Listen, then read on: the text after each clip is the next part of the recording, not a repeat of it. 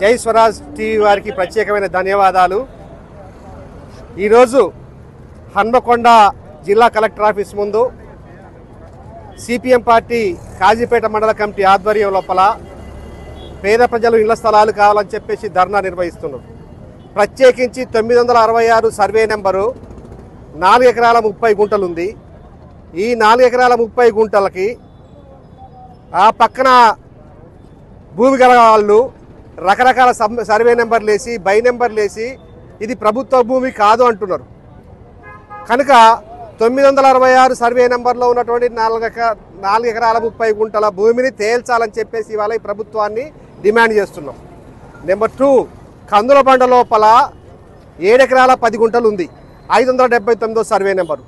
7 ఎకరాల 10 గుంటల భూమి ఇనప కంచె వేస్తారని చెప్పేసి కలెక్టరమ్మ గారు హామీ ఇచ్చి ఇప్పటికే 6 నెలలు అవుతుంది। పోయిన నెల కూడా ధర్నా పెట్టినాం, అప్పుడు కూడా హామీ ఇచ్చింది। ఇది 3వ ధర్నా కాబట్టి 579 సర్వే నెంబర్కి 7 ఎకరాల 10 గుంటలకి ఇనప కంచె వెయ్యాలి, ఆ భూమిని రక్షించాలి, పేదలకి పంచాలి। ఇక సూర్జిత్ నగర్లో 20 ఏళ్ల కింద ఉన్నటువంటి వాళ్ళకి పట్టాలు ఇవ్వాలి। అంతేకాదు షాయంపేటలో ఉన్నటువంటి డబల్ బెడ్రూమ్ ఇళ్ళు కట్టి రెడీగా ఉన్నాయి, అవి పేదలకు పంచాలి। అందులో దళితులు 42 మంది హైకోర్టుకు పోయి పోరాడినరు, ఆ భూ నిర్వాసితులకి 42 మందికి ఇండ్లు ఇవ్వాల్సినటువంటి అవసరం ఉంది। నెంబర్ 4 ఏంటంటే ఇప్పటికే సిపిఎం పార్టీ ఆధ్వర్యం లోపల పేదలందరూ పోరాడుతూ ఉన్నారు, వీళ్ళందరికీ ఇళ్ల స్థలాలు ఇవ్వాల్సినటువంటి అవసరం ఉంది।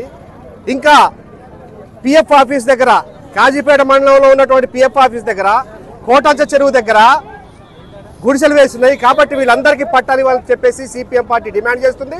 నా పేరు చుక్కయ్య, సిపిఎం పార్టీ జిల్లా కమిటీ సభ్యులు। జై స్వరాజ్ టీవీ వారికి మరోసారి ప్రత్యేక ధన్యవాదాలు। Thank you.